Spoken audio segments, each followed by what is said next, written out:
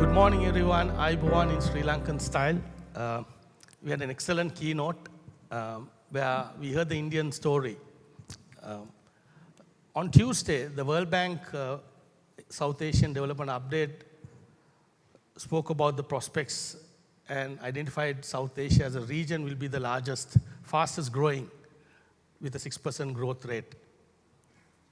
Driven mainly by India, of course, and recoveries in Sri Lanka and Pakistan.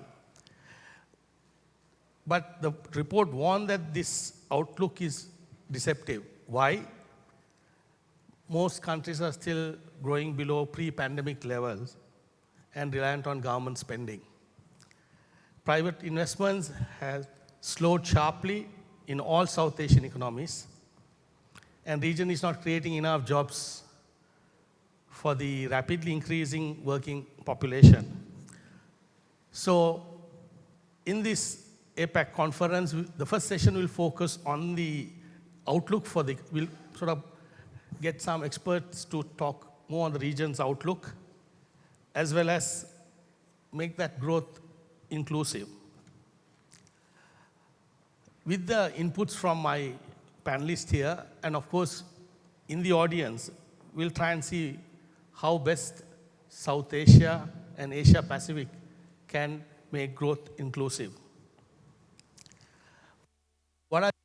I'll pose some initial questions to my, but I'm more keen to ensure there is a two-way dialogue because there is a lot of knowledge out there.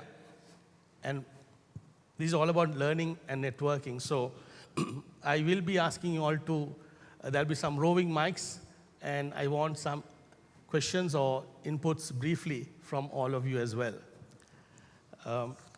What I'll do is, Roshan, I'll start with you.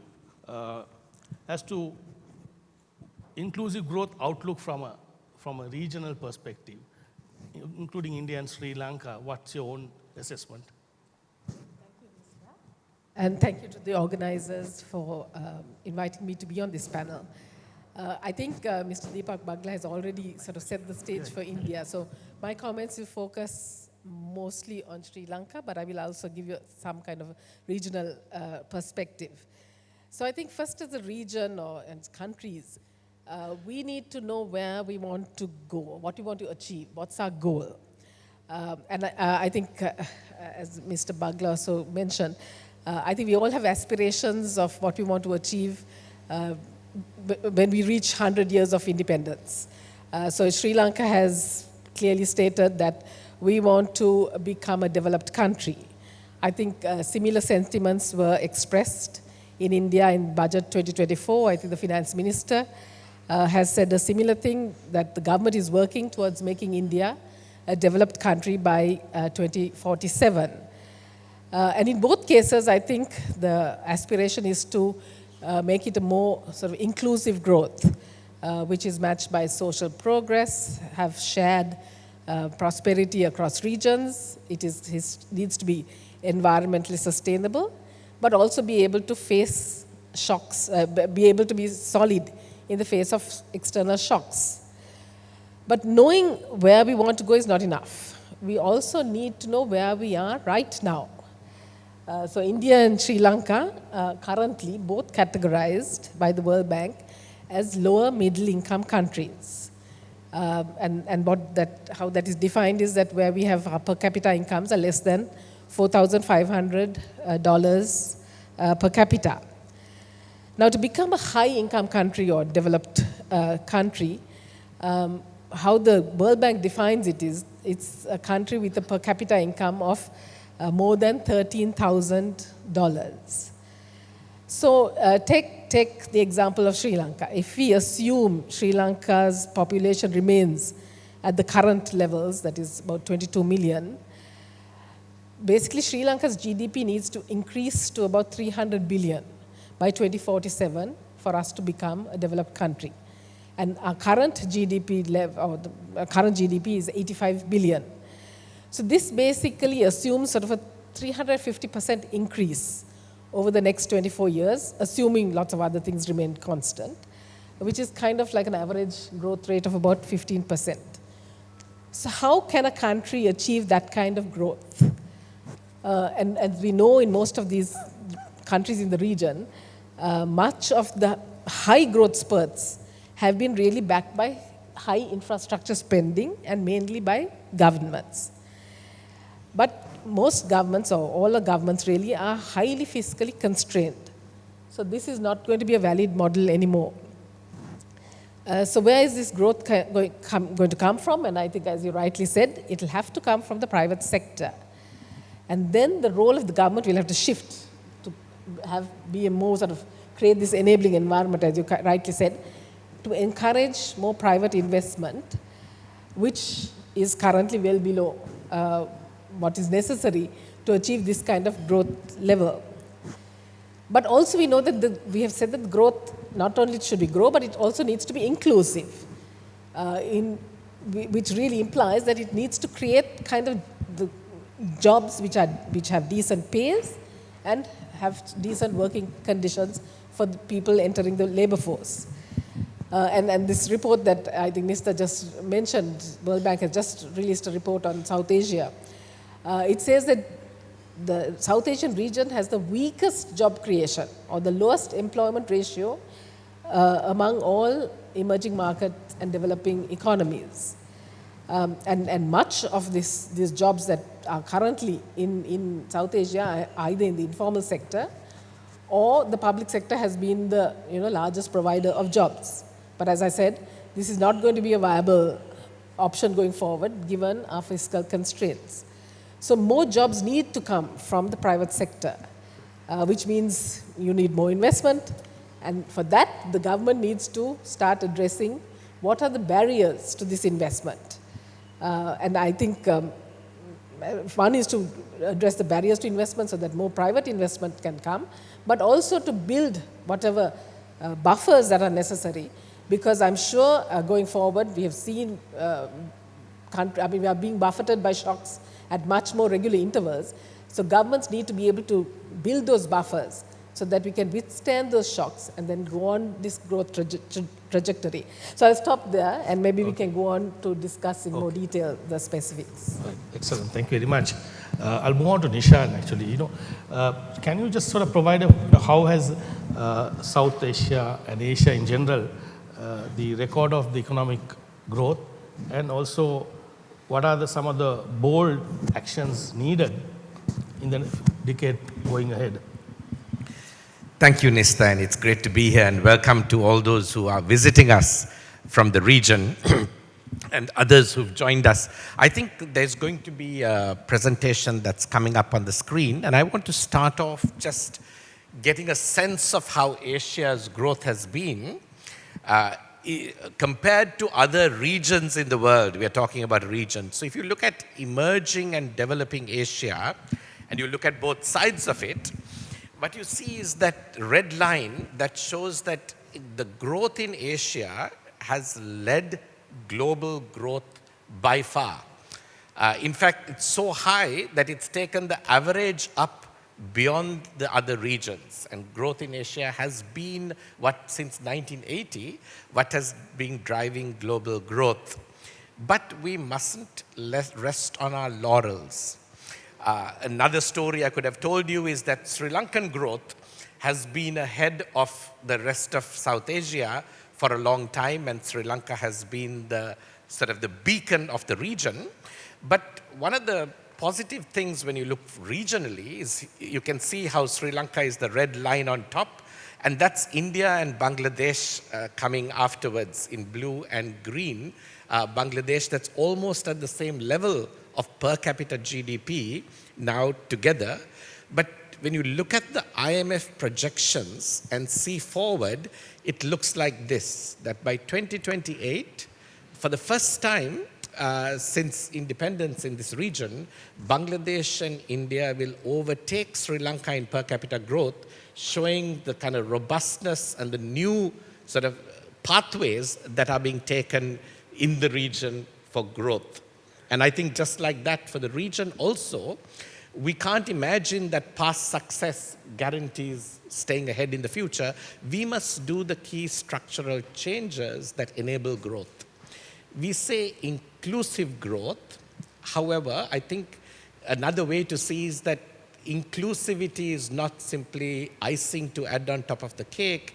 It is the cake itself, that it is the stuff that enables growth to happen. And we know this, Nista, from sort of 3 big ideas and seminal work that has been done globally to understand growth, and I'll just summarize them very briefly. So we have to tap in to be big, bold, and brave. I think Asia has to tap into the 3 great growth enablers that is still to be tapped into to unleash growth in Asia. Number 1 is empowering women in the marketplace. Number 2 is turning towards the region for trade. And number 3 is reducing drivers of conflict, and I'll give you half a minute on each.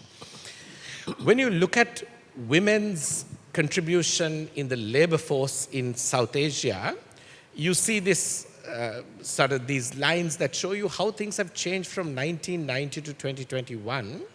And you can see that there is, in Sri Lanka, it has shifted downwards, and in other countries, it has shifted slightly up. There are 2 major reasons why women participate more in the workforce. One, because they are too poor not to participate. Second, because they're empowered and able to participate. And usually countries go through a cycle in which there's a high labor force participation because women are too poor. Then they're not so poor but not empowered, labor force participation drops. Then they're empowered and it increases. And Asia is somewhere in the middle. Claudia Goldin, who won the Nobel Prize for Economics last year, gave 3 big transformative ideas in a paper called The Quiet Revolution of Women in the Workforce that unlocked economic growth. She said, number 1, the change comes from women, the change, cultural change, the identity of women as persons with worth.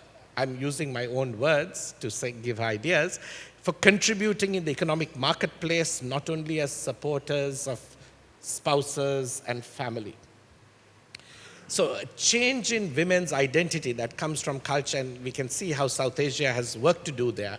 Second point of the revolution is that you create opportunity for women to build and invest in education and careers for the long term that are not cut short by taking primary responsibility for childcare.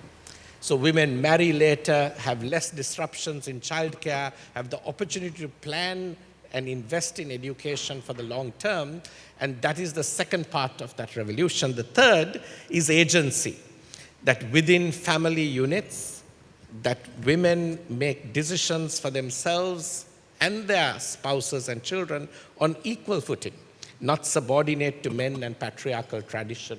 When these 3 things happen, if you are big, bold, and brave, we will unlock growth in Asia in a new way that is necessary to sustain what we have seen. The second aspect is trade amongst regional peers. You can see how the European Union has 56% of their trade in the region, how ASEAN countries have 22% of their trade in the ASEAN region. South Asia has 5% of trade in the South Asian region. I'm not going to go into what unlocks trade. You have to expand regional connectivity, you have to reduce tariff barriers, and Roshan will speak more about that afterwards. I think, let me just forget the slide and talk about the last thing. Paul Collier and Ank Hoffman in Europe pointed out that one of the things that explain the difficulty to grow is conflict. And there's this famous thesis of greed and grievance, the 2 things that drive conflict. And when he talks about greed, he means economic inequality and exclusion. So greed is the wrong word. That economic inequality and exclusion causes those who are deprived and underserved by growth to create conflict that ultimately undermines growth. And you can't sustain growth without inclusion and equality, whether it's in caste, whether it's in class, whether it's in regions within our countries. Inclusion is necessary to prevent conflict and allow growth. The second is grievance.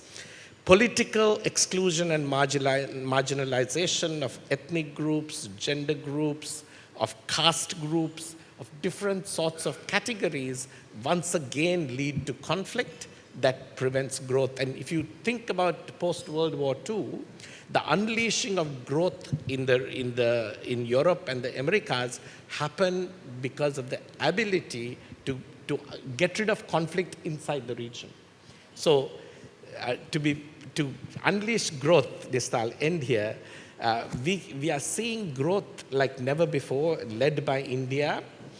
What do we need to do to not make that just a shooting star that burns out after a little while, and build the Falcon sort of spaceship, if you like, SpaceX, I think, and make it a lasting trajectory that can take you to the moon, to Mars, and further.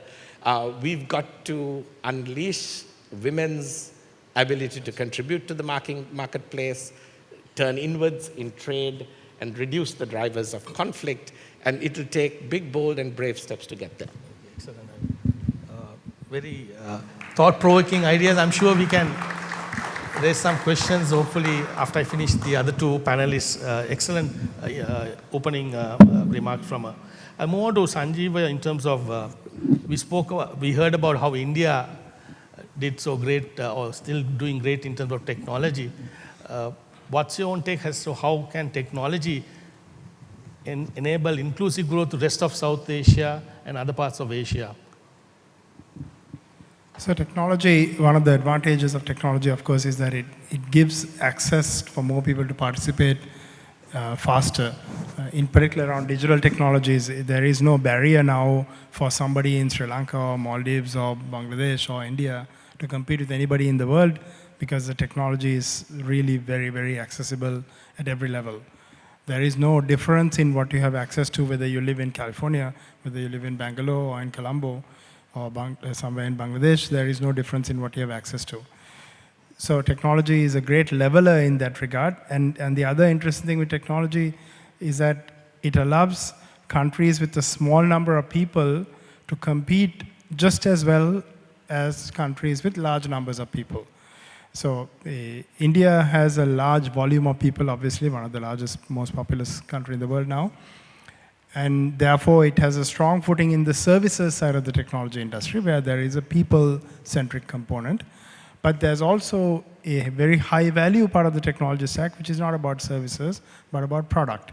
If you look at the US now, it is not about services at all. All the services are taken out of the US, primarily to Asia and to the Eastern European countries, where it is taken on a lower cost basis. But the real value creation is now in intellectual property and product and services that are at a higher value than the lower cost services.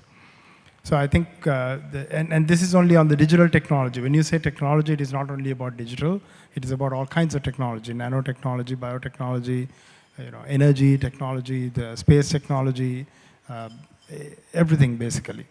And we are in a very interesting era, because we are in an era where a lot of these things are coming into its own. Fusion energy is supposed to go commercial in the next 5 years. Microsoft just signed an agreement with one fusion energy company to buy power from fusion energy in 5 years, and to build a data center around that energy source. And space technology, as was mentioned, SpaceX is doing a bang-up job. It's not only SpaceX. There are Chinese companies that are doing that. India landed a lander on the moon. There are all these things that have been done. And the cost of that is going down significantly. I don't remember the numbers, but I think India's space technology cost is far less than US space technology costs in general. So what that means, it becomes more and more accessible. So when you put it all together, and quantum is another one that's coming up. Of course, if you don't mention AI today in technology, there's something wrong with you. So AI is very important. AI is going to play a growing role. We are still in very early stages of AI, kind of like the Yahoo era of the internet, not the Google era of the internet. But all this stuff will give this region opportunity to take off if we play the cards the right way. If we continue to focus on, to be very blunt, taking the crumbs off the rest of the plate of other people, we will continue to take the crumbs and not be the leading parts of the world.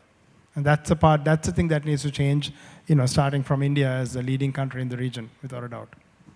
Okay, thank you. Thanks, Sanjay. I'll move on to the last panelist, Nana. You come from a property background. The region is a sort of hotbed for rapid urbanization. How do you see Sri Lanka's own performance and the landscape going forward? Because you are a big investor in this in property in Sri Lanka. Sure. I think without question, Mr. Bagla and the other speakers have talked about what's happening in the region.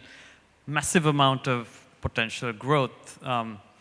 But in a way, the most visceral way people engage with growth and development is in how they live their lives. And the question is, where will we live in the next 20, 30, 40 years, and how will our cities evolve to accommodate kind of rising aspirations and so forth?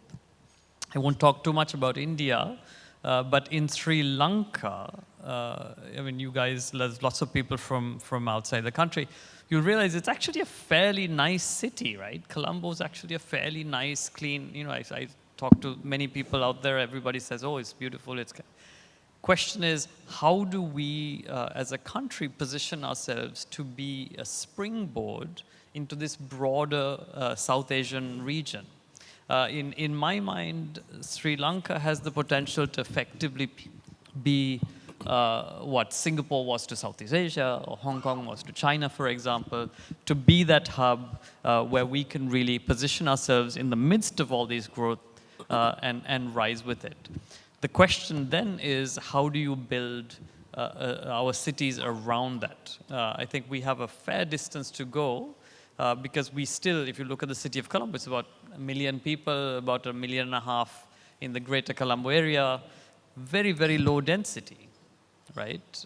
We still have less than 10% of people living in apartment housing. We are still very much a single family detached housing country. So to me, the big bold step that Sri Lanka needs to make to engage in what will be growth of the region and maybe capture some of that is to really embrace two big things. One is, I think we need to concertedly look, how do we manage our urbanization trends to take a much higher level of population? I think it's just a matter of time before we start to see lots of investment coming in from India. And that will be a transformer for Sri Lanka's urban markets for sure. The second piece is, how do you connect Sri Lanka together? Because again, very small island. And it's really not a very difficult problem to solve if you get your public transport right. But I think the overarching challenge that we need to deal with as well, along the lines of what everybody else has talked about, is how do you make that kind of transformation inclusive? Because if you start to see lots of investment flooding into real estate, for example, from India, how do you prevent crowding out of the local population? How do you prevent housing prices going crazy like in Hong Kong? And I think these are some of the challenges that we need to just think about and deal with. I'll stop there. So it's a small country, but with a big opportunity is what your bottom line is. Okay, excellent. I have a few questions, but I'd like to open it up so that we sort of enjoy this dialogue. Any questions or clarification or some input? Yes, we have some mics, and I would like you to identify yourself briefly, and then...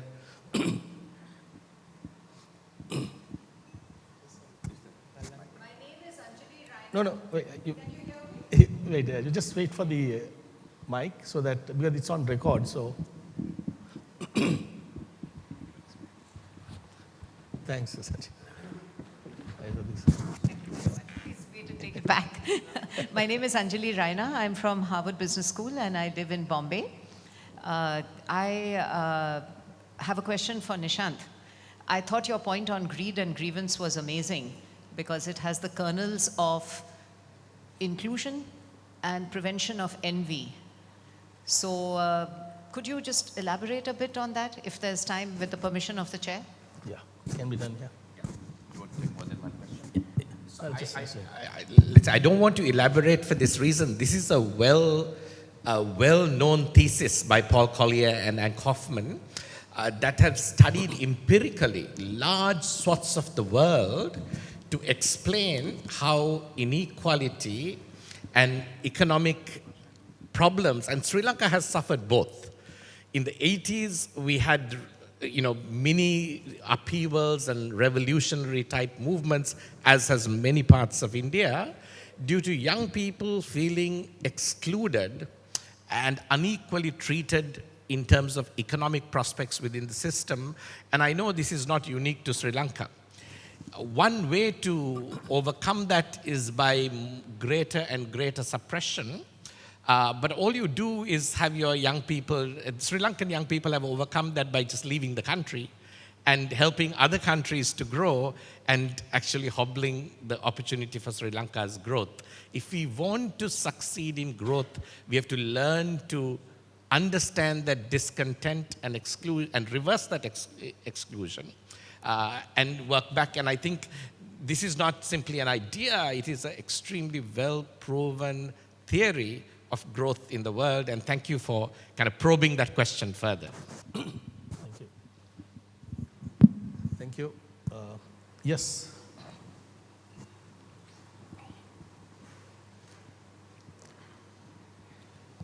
Hi, my name is Arhan, and I'm from Dubai. And I have a question. What do we think the education sector will influence the next generation to foster more economic growth in the region? Okay. And how do we think the education sector can be useful in this? Okay. We do have a session on education, but I'll get Sanjeev to respond. So there is in Sri Lanka, there is an initiative going on over the years, we've had many attempts at reforming education. There's another initiative going on right now. It's a new education policy that has been published. In our education system, we have two parts of higher education, one through universities and one through the skills sector. The skills sector is actually has a lot of capacity, but the adoption of that path is very limited because we have a branding problem. Everybody, if you ask any person in Sri Lanka, they will say their goal is for their child to go to university. But if you look at any economy, around 35 to 40% is the university educated population, because most jobs don't require a university degree. Right? 2/3 of the jobs don't require a university degree, and they don't add any value, and they work with their hands, not necessarily with their minds. And we have a reputation problem because we have made people who work with their hands feel like they're second class, which is why nobody is taking up those kind of trajectories. Even though in Sri Lanka, a plumber gets paid more than a school teacher. School teacher with a graduate degree starts at 35,000 rupees a month. Any plumber worth his or her salt will get 35,000 rupees a month in 10 days. Right? So it's not the salary, it is the reputation and the perception we have. So in order to make that inclusive growth and to bring our unskilled labor force to want to skill up in areas which may be traditional jobs like plumbing and electrical, but could be more modern jobs like installing solar power, installing new energy technologies, all these sort of different areas that are going to keep on coming. But if we keep looking at those as, well, those are no good, those are for the guys who can't get here, then we'll never get over that. So that's a big mental change we need to have happen. And you don't have that in Australia, for example. If your daughter marries a plumber in Australia, it's okay. In Sri Lanka, a Harvard person's daughter marrying a plumber would be a cause for suicide. Thank you. Thank you. Yeah. I wanted to say something brief, Nista, on that. I think one of the real risks and dangers in the entire world is that economists, and speaking as economists, are having too much influence on how to think about education. Education is increasingly seen as the building of skills to enable people to contribute in the marketplace, and not adequately seen as the building of citizens to build nations and ideas and structures that are the foundation of what has enabled the world to become what it is. So education is not just skilling, but it's civilizational, and we forget that to our own detriment and risk, and Asia may need to not follow the West in losing sight of that fact. Thank you.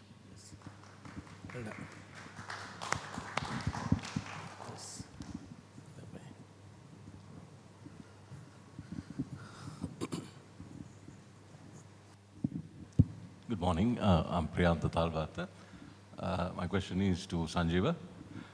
I think, Sanjeeva, in your industry, you guys have done a lot, like what India did.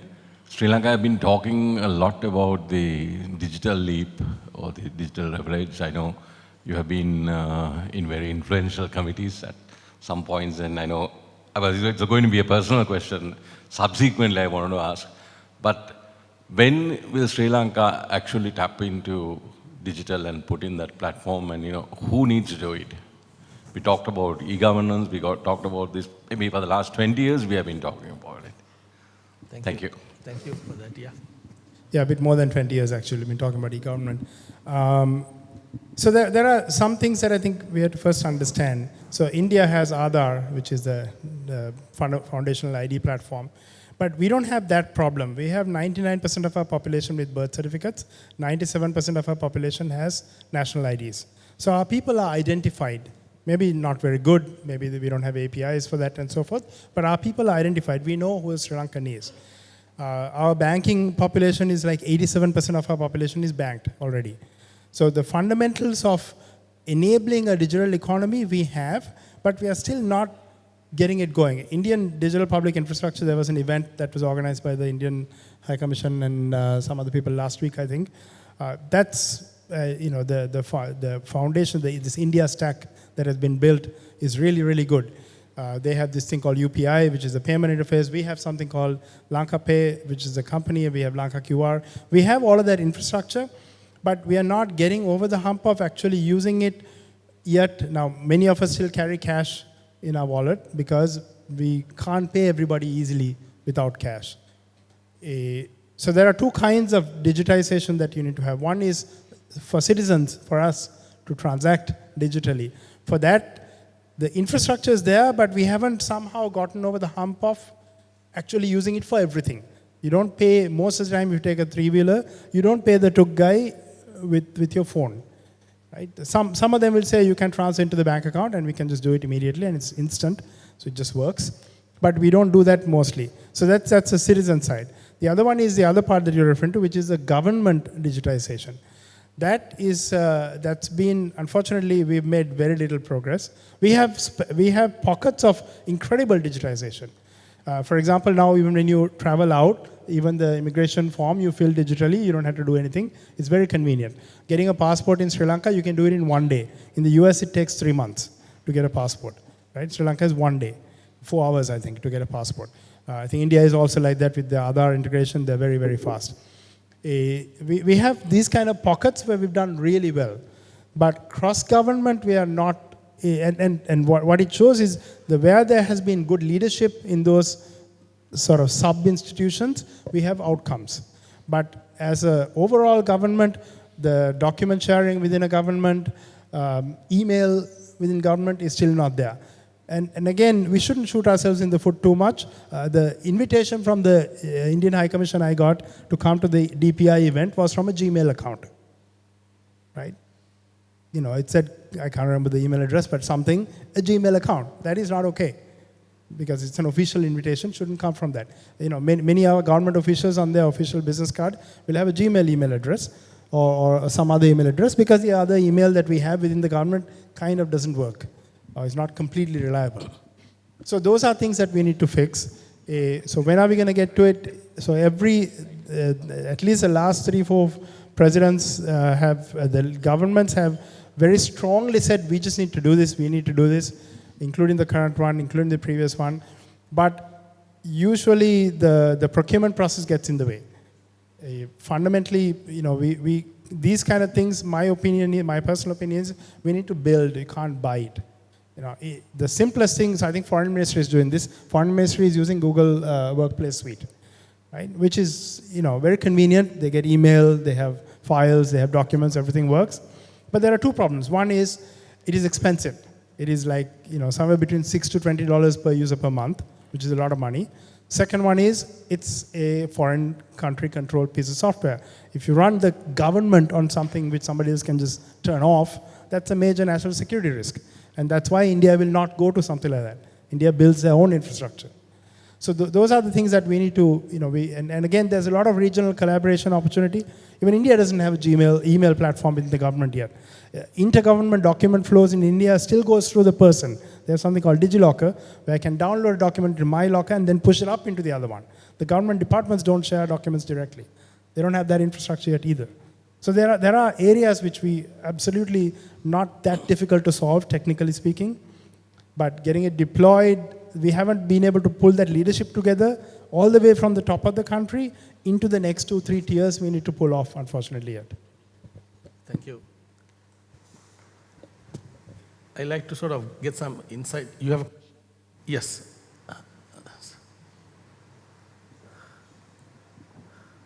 Hi, I'm Dale from India. And my question is it a good time to invest in Sri Lanka? And my second question is around the property market and what's the current view on investment for foreigners to invest in real estate in Sri Lanka, and how do you see that sort of change in the near future? Yeah. Of course, I'm a little biased, but I do think it's a good. Do think it's an interesting time to invest in Sri Lanka. I'll tell you why. I think Sri Lanka has gone through a fairly major convulsion in the recent past. And what's happened is in local currency terms, prices, inflation has gone crazy, and the prices haven't really in real estate markets caught up with that level of inflation even. And that is not considering the potential growth into the future. So if you look at, say, pricing of housing in Sri Lanka right now, depending on which segment, if you just look at kind of efficient, kind of core urban housing, you're talking, 100 and maybe in the range of $120 or so for construction costs. Sale prices are going to be right around 250 square feet per square foot, which is about a quarter of what it is in Mumbai. It's about, if you look at, say, Singapore or any other hub city, you're talking $1,000 per square foot. So I feel the upside potential in Sri Lanka is actually very, very, very large if you have a medium to long-term outlook. The question is, how do you deal with these short-term kind of shocks, and how do you deal with this for the longer term? But absolutely, in the short term, I think it's a really opportune time because there's not as much money coming in because of all the crises we've had internally. So it's almost like a bit of a vulture opportunity almost. Because there's been, if you look at the real estate markets now, there's been no new starts of major development in the last maybe 24 months. So whatever's in here is gonna have to last for the growth for the next 3 to 4 years, and I think it's quite robust.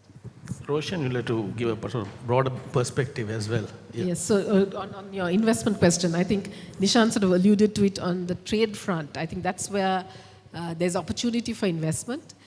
Because intra-trade is very low, and actually South Asia can become another supply chain hub because China is losing advantage due to various geopolitical reasons and other reasons, which was the huge hub for Southeast Asia. And that can actually move towards South Asia. But then that requires investment in the other countries as well. And as I think Nishant said, intra-regional trade is only 5%. Trade openness is very low. The trade openness in this region is only 40%, and that's trade as a percentage of GDP. Whereas in all other EMDEs, it's something like 70%. So there needs to be sort of much more openness, trade openness, so the removal of barriers, tariff, non-tariff barriers particularly, and also that inward investment to make this region some kind of this type of the next supply hub really. So I think there's ample opportunity, but for that there needs to be certain removals of regulatory barriers particularly, and other constraints, particularly on the factor markets, that it catalyzes. Because labor is not an issue. Labor is, I think, the bright spot for the region, but there are other constraints that the region faces, which governments will need to address. Maybe opportunity for one last question. Yes, at the back.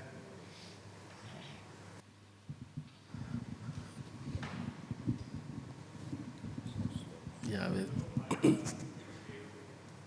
it's coming. Just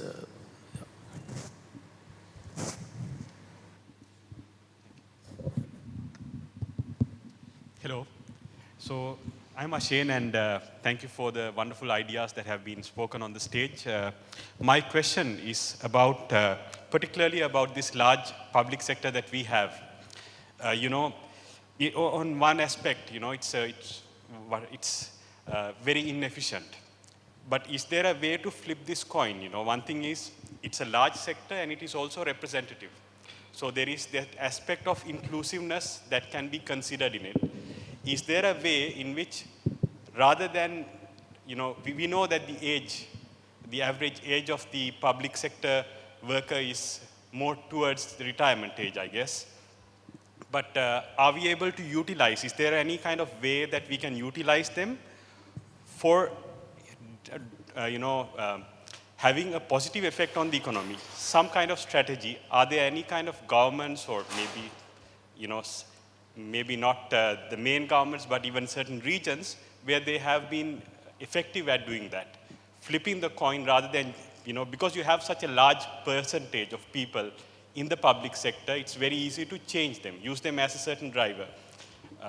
Yeah, thank you. Yeah, I think we can have a separate session on that, but given the time constraints, maybe one quick fix from maybe Roshan and then also Nishant, and maybe also Sanjeev, if you can. One quick fix to this problem. I think when you raise this question of the public sector, we are reminded of this deep question of governance that comes up constantly, and Sri Lanka's IMF program today is founded on the idea that without fixing governance, we cannot fix the economy and cannot unlock growth. And I think having a competent public sector that is mostly not corrupt is a critical aspect of enabling growth, and the danger that we have to avoid, and the big, bold, brave step, we go in two directions. We either overload the public sector and have too much of inefficiency and corruption, or we talk about getting rid of the public sector and thinking that private sector can do everything. But those of us who have studied economics know that a competitive market that is required to unlock this idea that people functioning in their self-interest will increase the public interest and the greater good of the world doesn't happen in the natural state of the world. It happens with an extremely competent government hand that is managing to maintain the regulatory and competition structures that unlock the best out of the private sector, not function as a bottleneck, but as an enabler. So we have to preserve that. And I think imagining that corruption is just a side problem, we cannot worry about it, is going to ultimately, it's going to be toxic for the region. And we are going to lose our oxygen and that's what's happened to Sri Lanka. For a long time, we ignored corruption, thinking that we are still growing, we're still doing well. And today, that toxicity of it is throttling the economy and the country. Let me stop there and maybe say something at the end. Yes, so I think, as Nishant said, I think we talk about market failure and government failure. And I think because of government failure, we have moved to markets, but there is also market failure. So I think there's a role for both. The thing is that sometimes one subsumes the other, and that's not what we should have. I mean, the government really, as we've kept saying, it has to be the role of government has to become an enabler for private investment, because what we see from evidence from around the world is when governments work efficiently, they are able to unleash the potential in the economy by allowing the private sector to do its job. But the private sector cannot be also just unleashed and allowed to operate, without any. There has to be some kind of a regulatory framework. So I think that happy balance is something which is difficult to achieve. But if you look at the examples around the world, there are many examples, and I think that's the lessons for all of us in how to balance between government and markets. Yeah, thank you. Sanjeev, you want a quick one? Yeah, just very quickly. I think the second part of your question which is about as people get older, how can we reutilize them somehow? So in Sri Lanka, the retirement age is 55. I'm 57 years old now. I don't know what I'd be doing if I had to twiddle my thumbs and wait at home, retired. In the US, it's now 67. It's going to go up to 70 very quickly.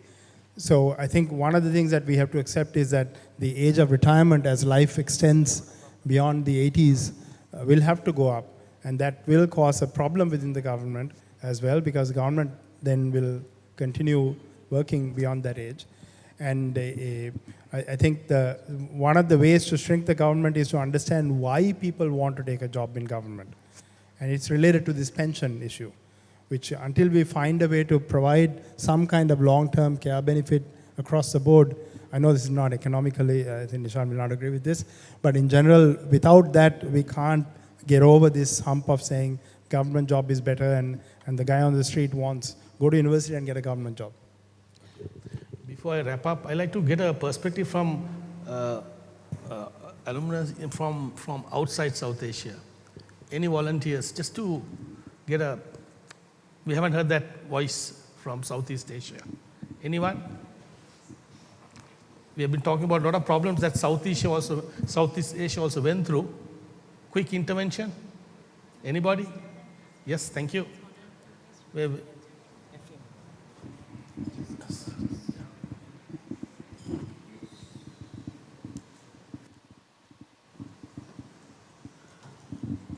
Thank you. My name is KC Chu. I'm from Singapore. Many issues were raised. Of course, the questions, the challenges, all this is very familiar. As I was listening to the speakers, I was going through what's on my mind in terms of the experience that Singapore went through. I think the issues have been, the solutions are known. What has just been spoken about, the government sector, the government failure, market sector, market failures. The question is how Singapore is seen as a success. I think that case need not be made. What led to that success? I think obviously governance is an issue. And let me just touch on, perhaps not comprehensively, but an experience that I had growing up. There's this well-known notion of third world to first. Singapore's GDP, of course, now is per capita. I'm not sure it's probably the highest in the world. I think there's Luxembourg and Singapore right at the top. US is far below. The figures might be wrong, 57,000 US per capita. But the trouble with per capita, of course, that's a fiction. Per capita is divided by population. Unfortunately, it references a notion of equity, but the problem is the world is very unequal. So that per capita is a total fiction. And the problem is, if there is not some notion of fair growth, all the problems begin. So the inequity, I think, is an issue that needs to be borne in mind. Just a little stab into something, the property market, which made me sort of smile to myself. You see, it is true that in Singapore, the experience when there was a tectonic shift in property prices. It happened in the 1990s. And the shift from 20 years before that, or 30 years before that, in the 1960s and 1970s to the 1990s, the property market shifted tectonically. And what was the jump? Never to be repeated again, but what was the jump from the 20 years and 30 years before to the 1990s? And I'll tell you the answer, because we don't have time for you to make guesses. Was it 5 times? Was it 10 times? The answer is it was 100 times. A house, a landed property in the 1970s that you paid maybe 16,000 Singapore dollars for, in the 1990s would cost 1.6 million. So 100 times. Now that's interesting, salivating prospects for people who want to participate in that. But Singapore has a unique situation. It's an island, it's very small. Beyond that is you got to tread water in the sea. So you know, it's that limited scarcity that I think propelled the rise in the property prices. Even in KL in Malaysia, you don't have that. Malaysia is, I forget the population now, maybe 36 million or something like that. So KL also had great growth, but it never experienced, it's steadily growing and property prices are going up, but you don't have that 100 times shift. So maybe that's not possible other places. I mean, Singapore, like Hong Kong, the property prices are stratospherical, but maybe that's a function of the finite, limited supply. That's property. But I think property is one thing. The main point is how to grow the economy, how to bring the country to a developed state. And certainly, I'm in no position to give any answers. But I think the issues that you all have spoken about are all germane. The question of corruption is a critical point. And there I think we maybe the one thing I'll end up with is the hopefulness. At the risk of offending any of my Indonesian neighbors, if any are here, you know, Indonesia has a very long time been synonymous with a corrupt economy. But I was told that with Jokowi, of course I think he's just stepped down as president, the corruption factor has changed significantly. And it just takes a will and a simple policy that instead of payments to government being made to officials, the Indonesian government cancelled all that and payments must be made to banks. And once payments must be made to banks, the entire process of corruption was eliminated. So anyway, just some thoughts. Thank you. Thank you very much. We will be asked to wrap. Shan, you have something here. So because we are a Harvard alumni group, I thought we should end by remembering what Harvard is and stands for. The motto of Harvard is Veritas. It is the search for truth, and reminds us again that education is much more than being able to participate in the job market. But also I must tell you that my own journey at Harvard, I went to study computer science, Sanjeeva, ended up getting interested in economics, but actually my education of what I learned in economics was much less valuable than what I learned in poetry and anthropology and history and various other subjects, because Harvard insisted that your education be broad and rounded, and it was the liberal arts tradition was civilizational. And one thing it teaches us and should remind us is that growth is a means, not an end. We mustn't talk about economic growth as if it is the goal. It is the means to human flourishing. And if we don't have an understanding of what we expect of human flourishing in our region, we will fall victim to getting growth that becomes increasingly meaningless and even tyrannical to our lives. I think the quality of relationships that we have with people that we know, the sense of belonging we have in the lives that we live, the sense of meaning and purpose we have in the work that we do, this is the stuff that makes real growth of human beings and civilization. And we, to be big, bold, and brave, I think we have to not get caught up in the trap that being able to report GDP numbers, investment numbers, growth in trillions is telling us a story. It's not telling us a real story. until we can convert those means to meaningful ends, we have not become big, bold, and brave. And I think as Harvard alumni, we need to carry that message into our country and into our region and make a real difference in the world. Thank you. Okay. Thank you very much. Thanks for the audience also making it interactive and the panelists. Sorry we just took extra time, but I thought it was important to engage everyone as much as possible. Thank you. Absolutely. Another round of applause, please.